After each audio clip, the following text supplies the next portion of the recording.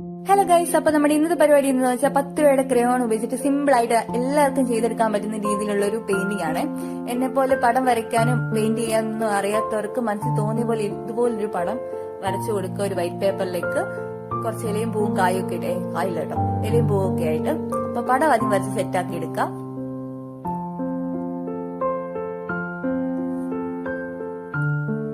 ഞാനിവിടെ പടം ഏകദേശം സെറ്റാക്കി എടുത്തിട്ടുണ്ട്.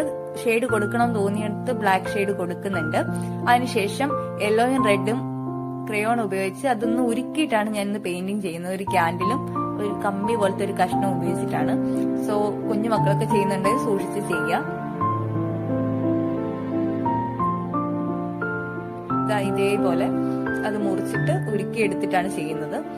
അപ്പോൾ ഫൈനൽ ലുക്ക് കണ്ട് ഇഷ്ടപ്പെട്ട സബ്സ്ക്രൈബ് ചെയ്ത് സപ്പോർട്ട് ചെയ്യാൻ മറക്കല്ലേ. പുതിയൊരു വീഡിയോ ആയിട്ട് പിന്നെ കാണാം കേട്ടോ.